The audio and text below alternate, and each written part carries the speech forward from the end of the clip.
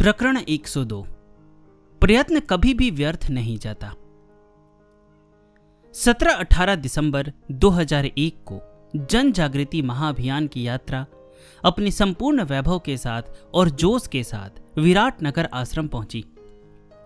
लगभग 250 गणमान्य संतों की भगवा शोभा यात्रा तथा विशाल रथ यात्रा का स्वागत विराटनगर की ऋषि भूमि पर उनके आरती पूजन के साथ भव्य रूप से किया गया। आश्रम के सात्विक सौंदर्य को निखार संवार कर भगवे झंडों और दीप मालाओं से सुसज्जित किया गया था। भव्य स्वागत और भावभीनी विदाई अद्भुत रूप से संपन्न हुई। यात्रा विराटनगर पिंजौर से चंडीगढ़ पहुंची। गुरुदेव को बुखार था।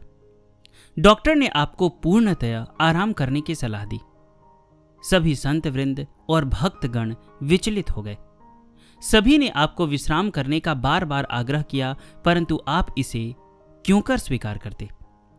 इस महाअभियान के सूत्रधार आप स्वयं जो थे।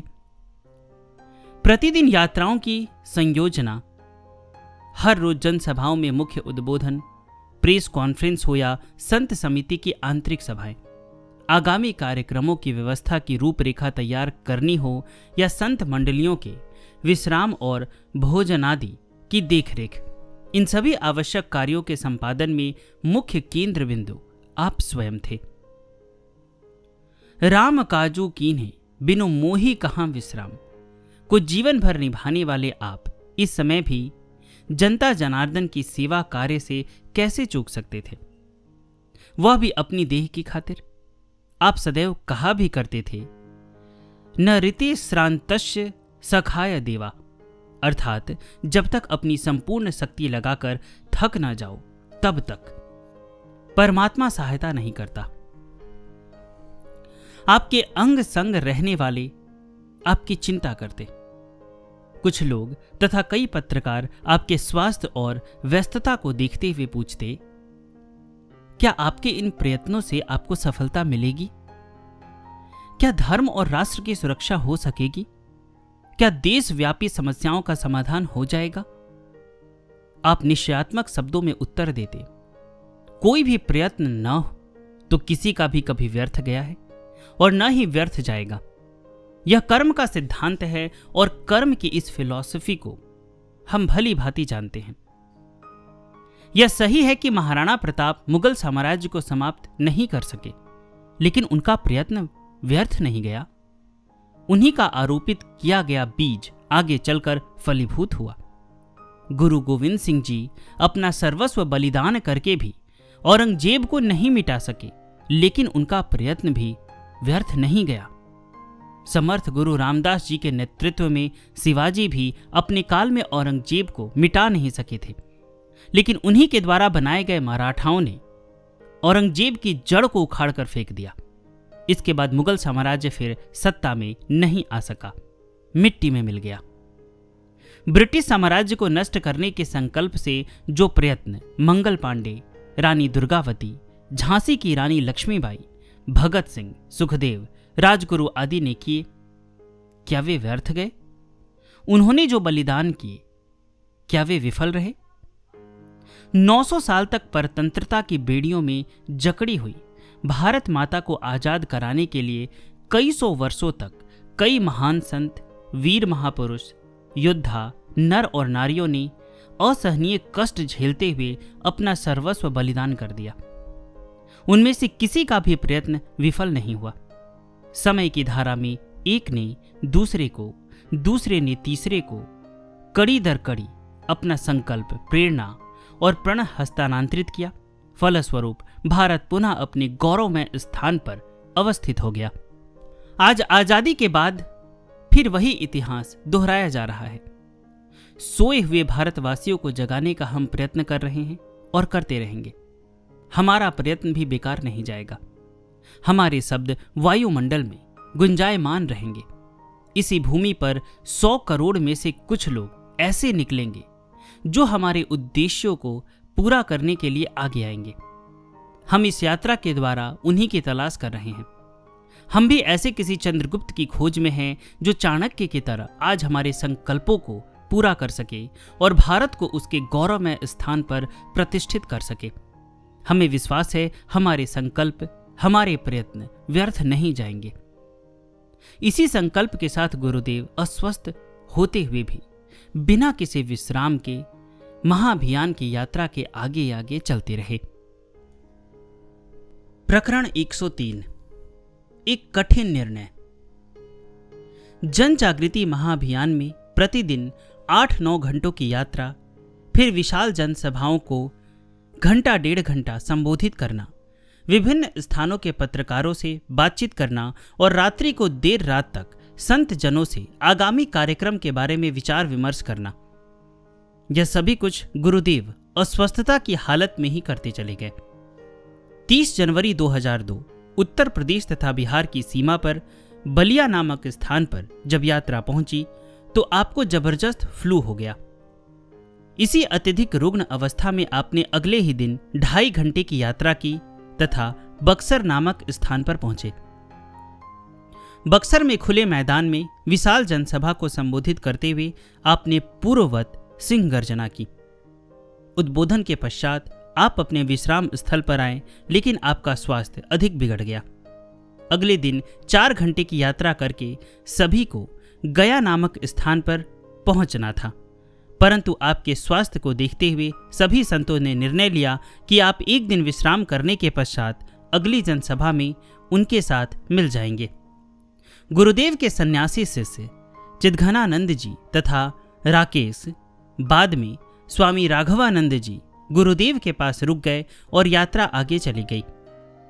इधर 6 फरवरी 2002 गुरुदेव के जन्मोत्सव के अवसर पर ब्रह्मर्षि मिशन के केंद्र स्थान विराटनगर पिंजौर में 10 दिवसीय महोत्सव मनाया जा रहा था।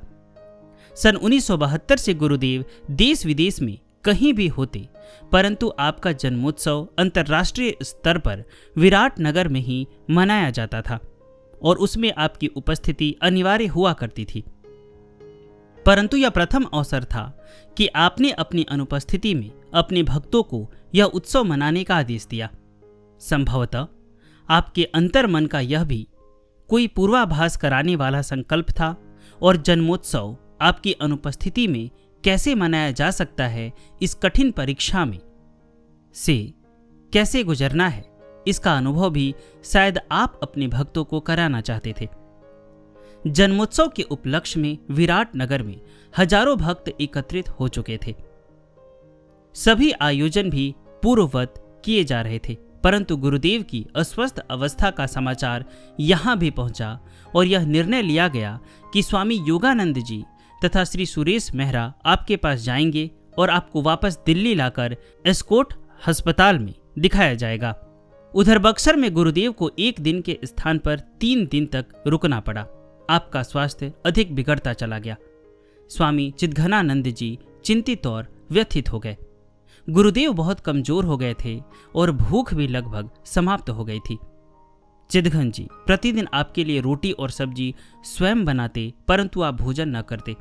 कभी कभी 1 गिलास दूध ले लेते। चौथे दिन अत्यंत कमजोरी के बावजूद भी आपने आगे जाने का निर्णय लिया। तीव्र बुखार की हालत में ही आपने 10 घंटे की यात्रा टूटी फूटी और खड्डों वाली सड़क के द्वारा पूर्ण की और हजारीबाग पहुंचे। हजारीबाग में हजारों लोगों की भीड़ आपको सुनने को लालायित थी। आपने 10 मिनट तक फिर उसी बुलंद आवाज में अपना संदेश दिया और वापस विश्राम स्थल पर आ गए। यद्यपि चिदघनानंद जी ने भोजन तैयार किया था, परंतु आपने नहीं खाया और न ही दूध ही लिया। रात भर आप खांसी के कारण सो नहीं पाए। अगले दिन 5 घंटे की यात्रा करके आप बोकारो पहुंचे। चिदघनानंद जी ने फिर भोजन बनाकर साथ ले लिया था, परंतु आपने भोजन के स्थान पर थोड़ा सा नींबू पानी, शहद ही लिया। अब चिदघनानंद जी की चिंता, दुख तथा धैर्य का बांध टूट गया और तनिक रुष्टता दिखाते हुए दूसरे कमरे में चले गए। गुरुदेव भक्त वत्सल थे। कोई भी शिष्य उनसे रुष्ट हो जाए यह उनके लिए असहनीय हुआ करता था। जब तक शिष्य को मना न ले तब तक आपको चैन नहीं पड़ता था।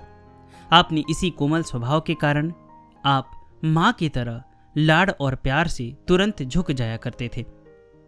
इस समय भी अपने सहज स्वभाव से अपने नाराज शिष्य को मनाने हेतु प्यार से बुलाया और अनिच्छा होते हुए भी बोले, बेटे चलो थोड़ी सब्जी और एक रोटी बनाकर दे दो। शिष्य ने भी तुरंत चतुराई से 2 रोटी के बराबर की 1 रोटी बनाई। रोटी तथा सब्जी गुरुदेव के सामने रखी। आपकी दृष्टि से यह चतुराई छिप न पाई। आपने मंद मंद मुस्कुराते हुए धीरे धीरे सारी रोटी खा ली। सायंकाल को अत्यधिक कमजोरी के कारण आपने स्वयं न जाकर अपने इस शिष्य चिद्घनानंद जी को जनसभा को संबोधित करने के लिए भेज दिया। रात्रि में आपने 1 गिलास दूध पिया और सो गए। 6 फरवरी 2002 की यह रात्रि विशेष थी। रात के 2:25 पर आपके जन्म की वेला थी। इधर विराट नगर में जगमगाते दीपकों के मध्य गायन और नृत्य के साथ आपकी अदृश्य उपस्थिति को महसूस करते हुए हर्षोल्लास से जन्मोत्सव मनाया जा रहा था। और उधर बोकारो के एकांत नीरव कक्ष में गुरुदेव न जाने अपनी किस आध्यात्मिक अवस्था में लीन थे कि चिद्घनानंद जी ने राकेश के साथ रात्रि 2:25 पर श्री चरणों का सेवन किया। भजन गाया, आरती की, चरण वंदना की, कुछ फोटो खींची और अपने भाग्य और गुरुदेव की कृपा का स्मरण कर तृप्त हुए कि इस शुभ वेला पर उन्हें श्री चरणों का सानिध्य प्राप्त हुआ। अगले दिन 7 फरवरी 2002 को स्वामी योगानंद जी और सुरेश मेहरा जी भी श्री चरणों में पहुंच गए। गुरुदेव की चिंताजनक शारीरिक कमजोरी को देखते हुए आप लोग घबरा गए और डरते हुए प्रार्थना की, गुरुदेव आप वापस चंडीगढ़ चले और स्वस्थ होने पर पुनः यात्रा में सम्मिलित हो जाएं। सभी हैरान रह गए जब आपने स्वीकृति दे दी। यह सभी के लिए तो हर्ष का विषय था, परंतु आपके लिए एक बहुत कठिन निर्णय।